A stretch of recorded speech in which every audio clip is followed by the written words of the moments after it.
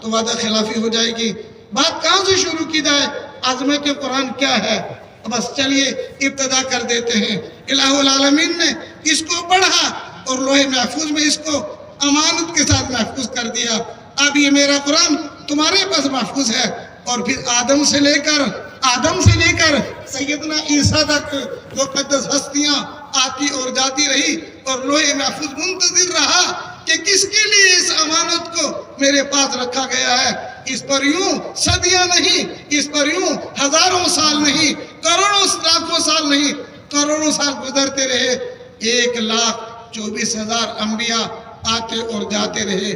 آخر میں جناب محمد رسول اللہ صلی اللہ علیہ وسلم کو مبعوث کیا گیا. اب جبرائیل امین کو طلب کیا گیا، جبرائیل اب وہ ہستی تشریف لے آئی ہے جن تک تمہیں اس قرآن مقدس کو پہنچانا ہے. چنانچہ قرآن کے بھی نزول کا اپنا ایک انداز ہے. چنانچہ لوح محفوظ سے بیت عزت تک ایک ہی شب میں نازل ہوا، جسے آپ شب قدر کے نام سے بھی جانتے ہیں. ایک ہی شب میں نازل ہوا. اب یہاں سے جبرائیل امین کی ذمہ داریاں شروع ہوتی ہیں. سمجھیے کیسے نازل ہوا. حضرت معاذ بن جبل اللہ کے رسول صلی اللہ علیہ وسلم کے بہت چہتے صحابی ہیں. وہ فرماتے ہیں صبح کا سہانا وقت تھا، ٹھنڈی کا زمانہ تھا. نبی رحمت صلی اللہ علیہ وسلم نے مجھے طلب فرمایا اور فرمایا بیٹا سواری تیار ہے، میں بھی سوار ہوتا ہوں، تم میرے ساتھ سوار ہو جاؤ. حضرت معاذ فرماتے ہیں میں سوار ہو گیا. اللہ کے رسول آگے تشریف فرماتے، میں پیچھے بیٹھا ہوا تھا. اور صبح میں ہوائیں بھی چل رہی تھی اور ٹھنڈی لگ رہی تھی. اچانک میری نظر کچھ دور جب یہ اونٹنی چلی، میری نظر پڑی، اونٹنی کانپ رہی ہے، اس کی ٹانگیں جواب دے رہی ہیں، یہ گرنے کے قریب ہے.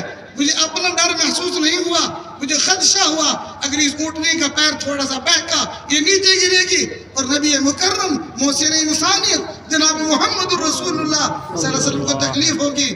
میں کچھ کہہ نہ سکا لیکن میں تو بےتاب تھا. میں نے دیکھا کہ نبی رحمت صلی اللہ علیہ وسلم کے اس گردن مبارک پر پسینہ ہے. میں حیران ہوا. الہ العالمین سردی کا موسم، اونٹنی کانپ رہی ہے، اللہ کے رسول اس پر تشریف فرما ہے اور پسینہ آ رہا ہے، سردی ہے، کیا ماجرا ہے یہ. لیکن میں ادب کی وجہ سے زبان نہ کھول سکا. میں حیران اور پریشان کہ اب کیا ہونے والا ہے. اچانک میں نے دیکھا اونٹنی جو کانپ رہی تھی، جو گرنے والی تھی، اپنی صحیح حالت پر آ گئی.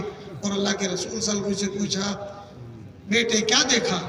میں نے عرض کیا میرے ماں باپ آپ پر قربان ہوں، ایک عجیب ماجرا دیکھا کہ یہ اونٹنی ابھی ڈگمگا رہی تھی، اس کی ٹانگیں جواب دے رہی تھی، گرنے کے بالکل قریب ہو چکی تھی.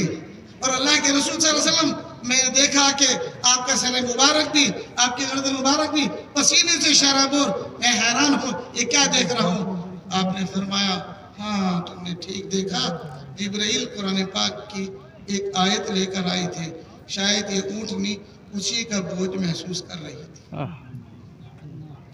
یہ تو رسول رحمت صلی اللہ علیہ وسلم کا قلب ہے کہ حضرت جبرائیل نے پڑھا اور آپ کے قلب نے اس کو برداشت کر لیا. کیا کہا گیا شروع میں جب جبرائیل امین آتے تلاوت شروع کرتے، اللہ کے رسول بھی شروع کر دیتے، تو اللہ نے منع فرما دیا لا تحرک به لسانک لتعجل به ان علینا جمعہ وقرآن.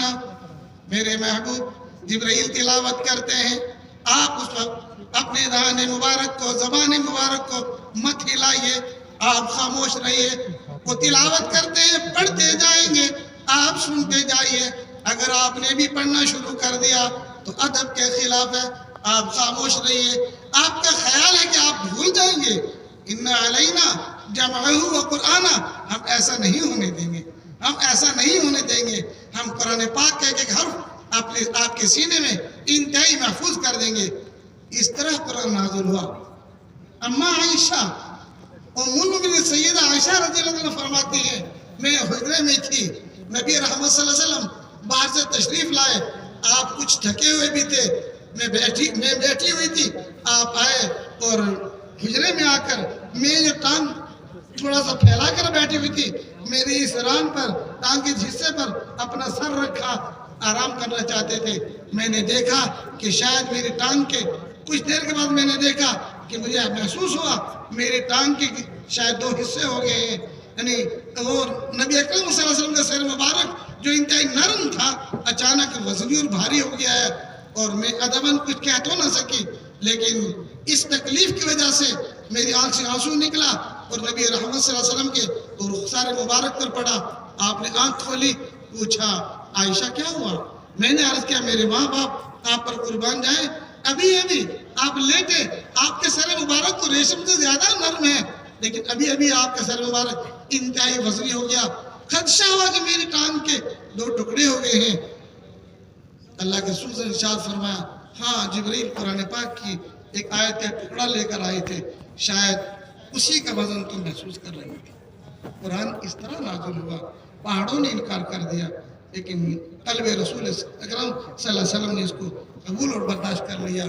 اس طرح قرآن نازل ہوا، اور پھر اس کے نزول کے بعد کیسی انقلابی شخصیتیں ہوئی، مدینے میں کیا انقلاب آیا، مکہ میں کیا انقلاب آیا، اس کے لیے اس وقت کچھ کہنے کی گنجائش نہیں ہے۔ ایک بات کہہ کر اپنی بات ختم کرتا ہوں، عالم میں قرآن پاک کی سارے اعجاز مکمل نہیں ہو پا رہے ہیں۔ دراصل آپ اخیر میں جب اس عالم کا اختتام ہو جائے گا اور جنتی جنت میں چلے جائیں گے اور جہنمی جہنم میں چلے جائیں گے، تب اللہ اہل جنت سے پوچھیں گے میں نے تم سے جو وعدے کیے تھے پورے ہو گئے ہیں؟ اہل جنت انہی علماء سے پوچھیں گے کیا کہا جائے الہ العالمین کو، کیا جواب دیا جائے؟ تو اہل علم سے پوچھ کر جنتی اللہ سے عرض کریں گے الہ العالمین جنت میں آئے تو سب کچھ مل گیا، لیکن ایک چیز باقی ہے، ابھی آپ کا دیدار نہیں ہوا ہے، ابھی آپ کا دیدار نہیں ہوا۔ تو جبریل کو بلایا جائے گا، جبریل جنت میں آنے والے جنتیوں کی ساری خواہشیں مکمل ہو گئی ہیں، لیکن ان کی خواہش باقی ہے، اور واقعتاً باقی ہے کہ ابھی ہم نے اپنا دیدار ان کو نہیں کرایا ہے، چلو آج اس کا انتظام کرو۔ چنانچہ میدان مزید میں انتظام کیا جائے گا۔ جنت کے آخر حصے میں ایک انتہائی سفید، انتہائی اجلا میدان ہے، جس کی ہر چیز سفید ہی سفید ہے، اس کے درختوں کے پتے، اس کے پھل، اس کی گھاس، اس کا پانی، ساری چیزیں۔ پھر درمیان میں اللہ کا عرش رکھا جائے گا، اور پھر آس پاس انبیاء کی کرسیاں ہوں گی، اور پھر نبی رحمت صلی اللہ علیہ وسلم کی کرسی کے ساتھ صحابہ، اور پھر تابعین، تبع تابعین، اور پھر اکابرین۔ اس طرح کرسی لگتے خدا کرے میری اور آپ کی بھی کرسی کہیں لگی ہوئی ہو۔ تب الہ العالمین اہل جنت سے پوچھیں گے اب تمہیں دیدار کی طلب ہے، دیدار کرو، لیکن اس سے پہلے الہ العالمین جناب محمد الرسول اللہ صلی اللہ علیہ وسلم کو طلب فرمائیں گے۔ آپ قریب ہوں گے، آپ لوح محفوظ سے پوچھیں گے لوح محفوظ وہ قرآن جو میں نے تمہیں دیا تھا کہاں گیا، اس قرآن کو تم کہاں لے گئے؟ لوح محفوظ عرض کرے گا الہ العالمین آپ کے حکم سے جبریل امین کو دے دیا۔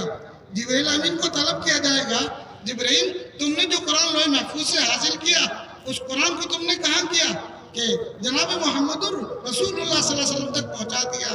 تو اللہ کے رسول صلی اللہ علیہ وسلم کو تب طلب فرمایا جائے گا، اور الہ العالمین فرمائیں گے محمد صلی اللہ علیہ وسلم آپ کی قوم نے سنا، آپ کی امت نے سنا، آپ کے زمانے کے لوگوں نے سنا، آج آدم کو سنائیے، آج نوح کو سنائیے، آج ابراہیم کو سنائیے، آج اس پورے مجموعے کو قرآن سنائیے۔ اس وقت جناب محمد رسول اللہ صلی اللہ علیہ وسلم تلاوت شروع کریں گے تو پھر ساری جنت آیات سے نکلنی شروع ہو جائے گی۔ ایک ایک آیت پڑھیں گے، کسی آیت سے جنت کے درخت نکل رہے ہیں، اور کسی آیت سے جنت کے پھل نکل رہے ہیں، کسی آیت سے جنت کی دودھ کی نہریں نکل رہی ہیں، کسی آیت سے جنت کی انتہائی قیمتی کٹورے نکل رہے ہیں، ہر آیت سے جنت کی نعمتیں نکل رہی ہیں۔ تو صحابہ حیران ہوں گے کہ قرآن ہم بھی پڑھتے تھے، قرآن ہم بھی سمجھتے تھے، یہ قرآن تو آج سامنے آیا ہے، یہ قرآن تو آج سامنے آیا ہے۔ میرے ایمان والے بھائیوں، قرآن پاک کی جتنی آیات اتنی جنت کے درجات ہیں۔ یہ حفاظ جو بعمل ہیں، یہ عالم جو بعمل ہیں، چلتے پھرتے نظر آتے ہیں، ان کے سینوں میں جنت بسی ہوئی ہوتی ہے، ان کا احترام کر لیجئے۔ آج کسی اجتماع میں ہم سب کی حاضری ہمارے لیے بھی خیر خواہی کا باعث ہے۔ آخر دعوانا ان الحمدللہ رب العالمین۔